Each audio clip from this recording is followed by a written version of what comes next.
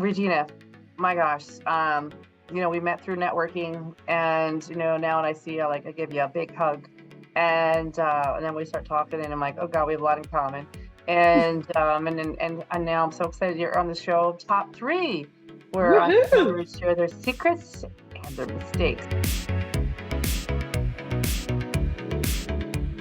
So Regina Hess is in the house today, and Regina, welcome to the show.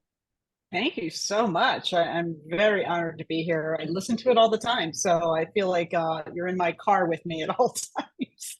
Oh, thank you. I mean, I love doing these. I feel as if everybody has a story, and the more Mhm. you ask questions, the more you learn about people. And I feel like at least one story will resonate with somebody out there.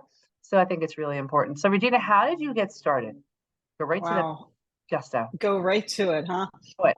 So I grew up in the financial industry. I started at Merrill Lynch, then I went to Wells Fargo. I've been in the industry for over 25 years, but I was really not happy with certain aspects of it.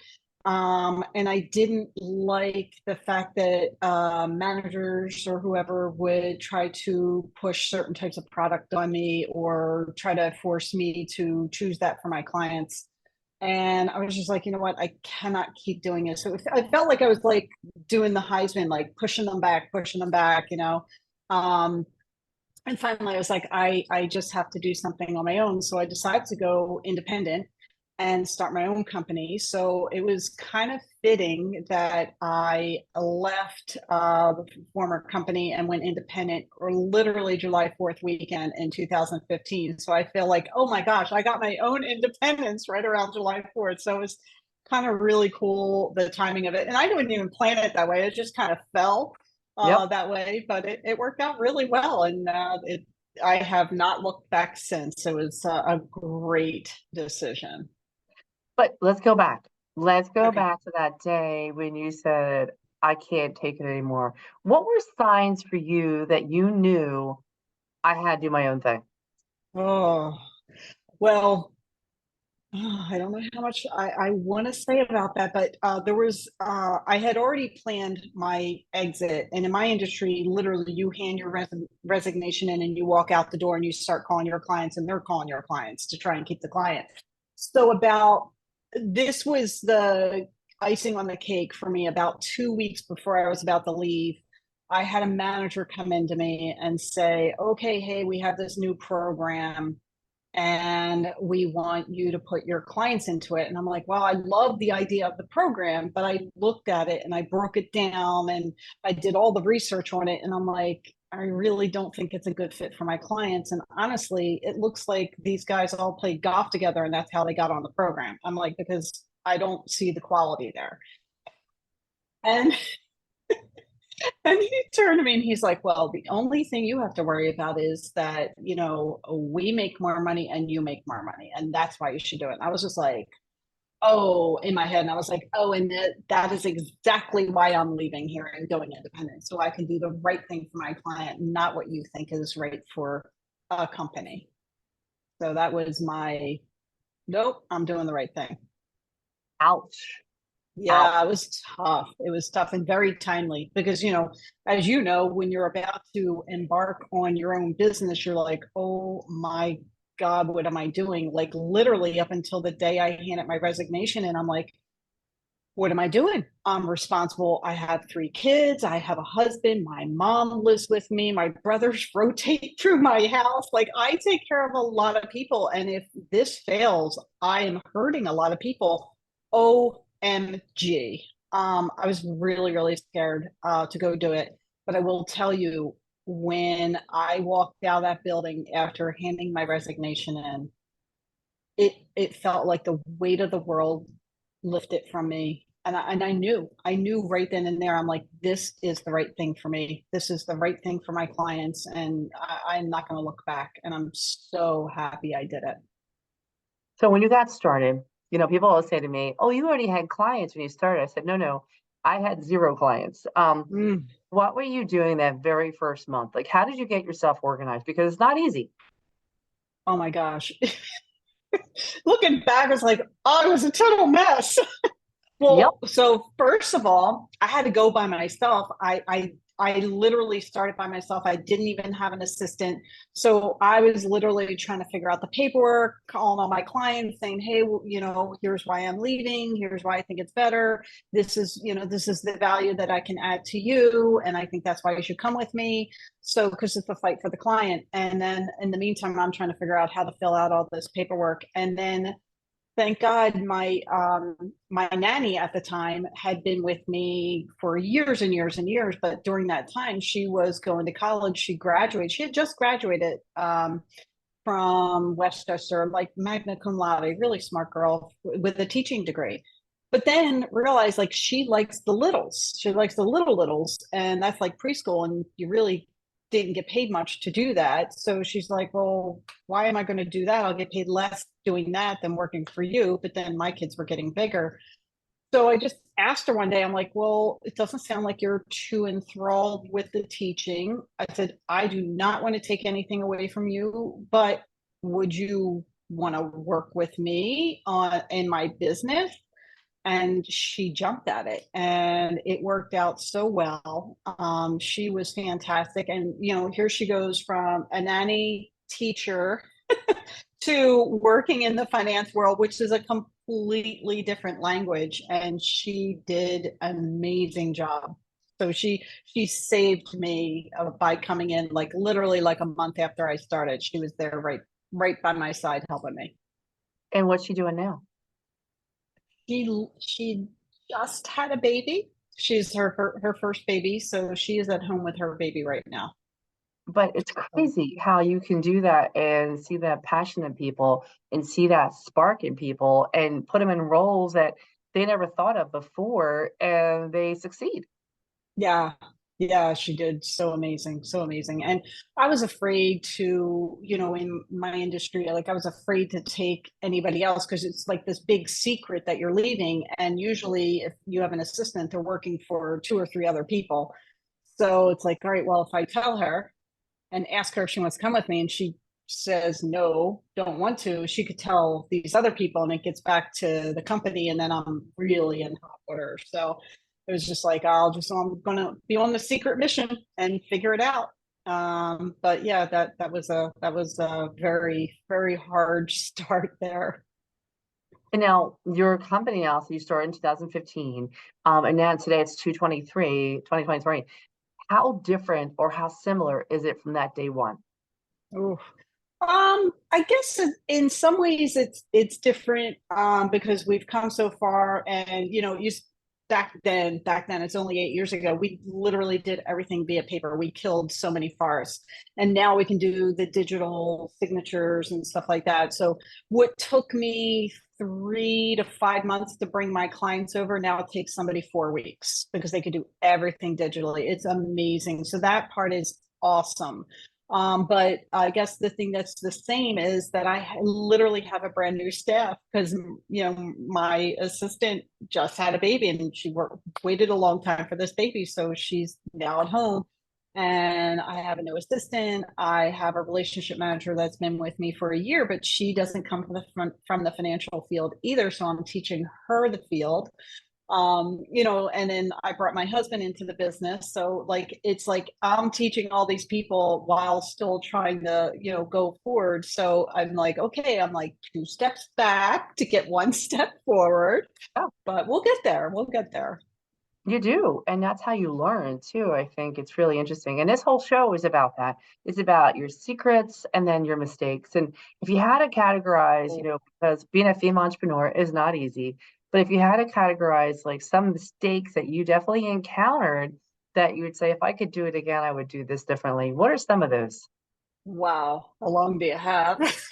Yeah. Now, well, so the one thing is I knew what I didn't like. I knew that I didn't know a lot of stuff because I know how to be a financial advisor. I know how to be a financial planner, but I was never a business owner. So I've done a lot of research and classes and coaching and stuff like that to be, learn how to be a business owner. So that's been good. I wish I had done it sooner, like a year or so while I was planning on leaving. I should have taken those classes.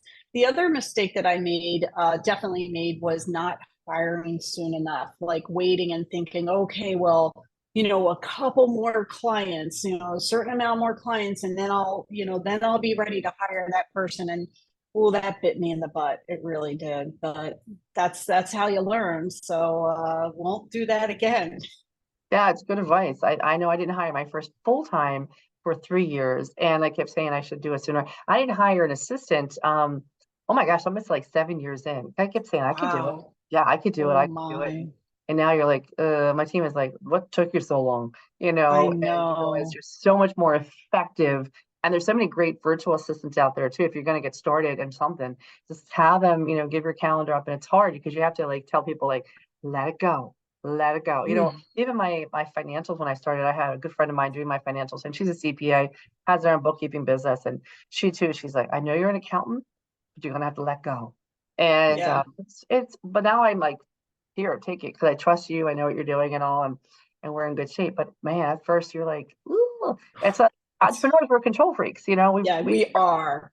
We are. But it's one of the best things we can do is learn how to give up control, even if we have to do it step by step. yep, And then the freedom of not having to do those types of tasks anymore. It's like, oh, good. I don't have to do that. That's great. But of course, you have to make sure it's somebody you trust and, they can do the job and, you watch them for a little bit of time and then you're like, all right, they got it. yeah. And I think the younger you start being an entrepreneur, the harder it is, because you're proving to yourself you can do this. You're proving to other people that you can do this. I don't need anybody's help.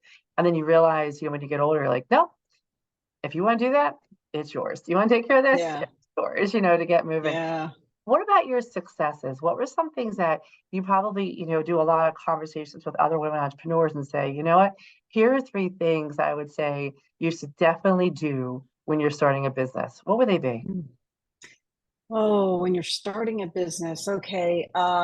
One, talk to other business owners. That's definitely something I did, and I actually literally interviewed probably 20 people who were in my business, and I probably should have expanded that horizon, but I did interview a lot of people who were in the business who were, independent and what they did and things like that, and I think that really helped me not just for how to set up, but what do you need as far as the tech stack and the office and stuff like that. So that was a really good thing that I did. And then being open to learning because change is hard. Yeah. Nobody likes change. There's this book called Who Moved My Cheese. I think it's been around forever. Book. uh yeah, I read that probably 20 years ago before I even thought I would ever be out on my own, but just be willing to change and roll with it and don't be resistant to it because change, even though it's hard, can be good. And then the basic thing, and this is something that I believe, even though it's never fun while you're going through it, is things happen for a reason. So things that I thought I was going to do or wanted to do or wanted for my business, they didn't evolve. But kind of sometimes blessings in disguise because I wasn't really ready. Like one of the examples of that would be I was talking to a lady about a year or so before COVID about her retiring, me buying her book and things like that. And at the time I was like, this is a great idea. Like I can do this. And then, she just wasn't ready to give up yet. Right. She's like, I'm going to work for another couple of years and keep going. And then, 9 months later, a year later, I'm like, God, that was a really good thing that didn't happen. I was not ready. I was not as ready as I thought I was. So Yeah. it worked out perfectly. It's funny how those things do happen, the right time, right spot, right place, and you don't Yeah. realize that at the time, but um, it is interesting. Now tell people about what you do, what your company does. Oh, okay. So I am a financial planning firm and an asset management firm. So what I do is I start with people and I basically talk to them about what they're doing now, what they're saving, how they're investing. We talk about their investments, their debt, their income, everything like that. And we build a plan for them to either grow towards financial independence or retirement, depending on where they are in their lives. So kind of like, how in the old days we would get these triptychs from AAA. Like we literally build the triptych or do your GPS for your financial future. So I do a lot with that, and then with that we use that to guide us as far as building the investment portfolios and managing the investment portfolios. So that's what we do. We also have in our financial planning, we have a little sub niche of working with women going through a divorce. There's specialized planning, believe it or not, it's a different type of planning that you have to do. And we find that even with our younger professional women, the men still have those relationships with the financial advisors, and the women are not part of that relationship. So they're kind of not on top of what was going on, whether or not they wanted to be, or just too busy, or were excluded. I've had that happen with some clients.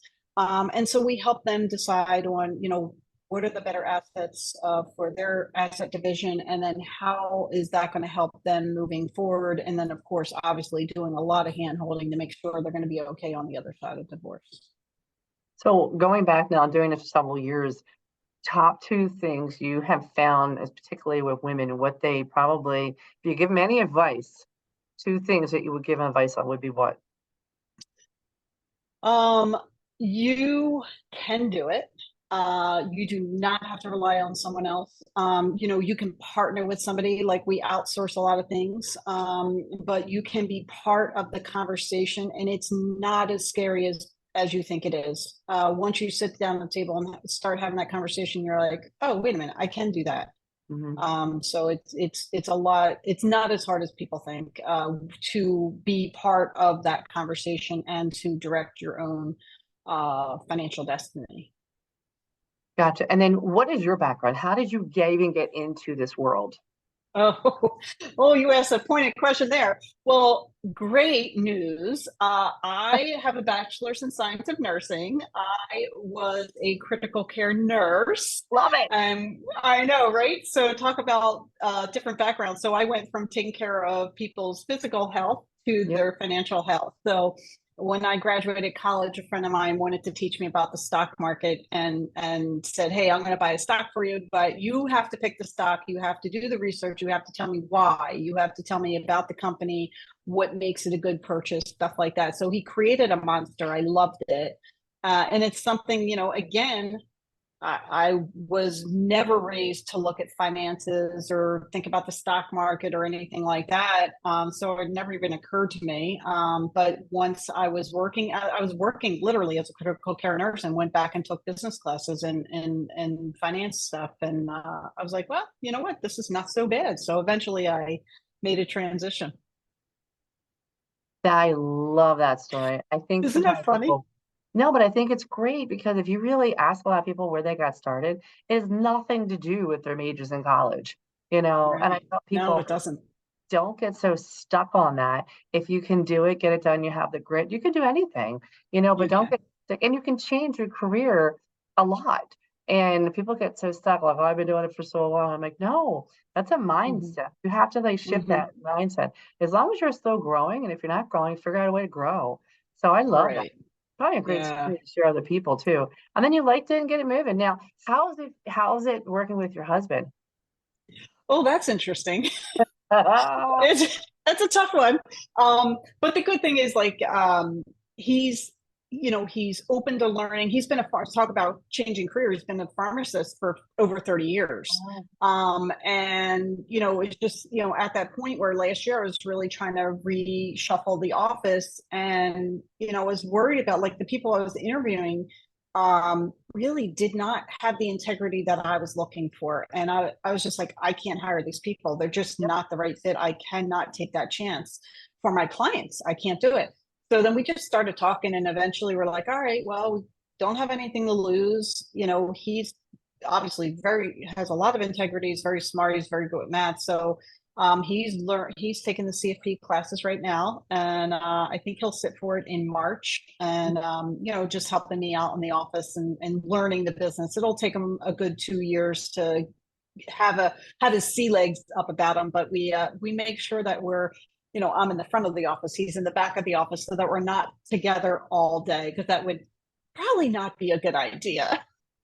No, it probably wouldn't be. That's why I have an office a mile away from my home. So, because my husband Yeah. works at home, so it's a good move.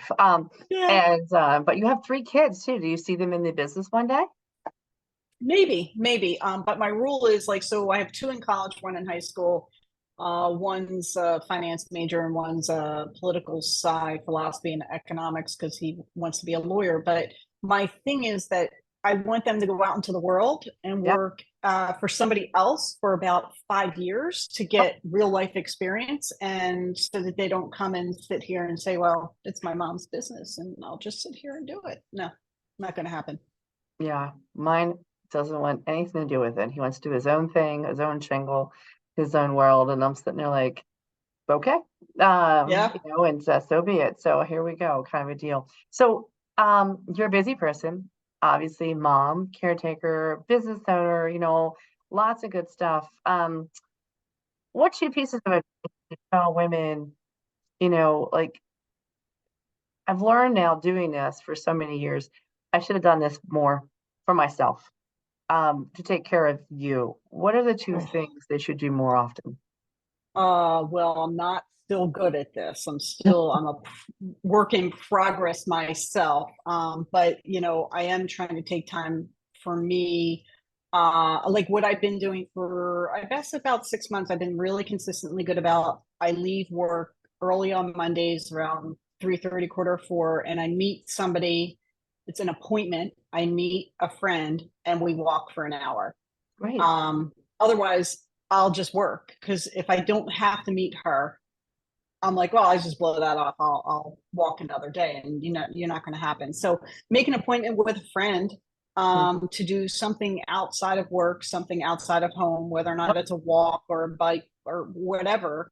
Mhm. So that's working really well for me. And then I fall off the exercise cart a lot. Like I start and stop, start and stop. So I'm not great about that. But I think one of the good things that I do is, the drive that you have back and forth to work, listening to podcasts, whether or not it's work related. I listen to your podcast, I listen to a bunch of other podcasts, but there's also like business stuff, fun stuff, and health stuff. So I kind of mix it up, so that I get a little bit of well-rounded information, and it keeps my mind working a little bit.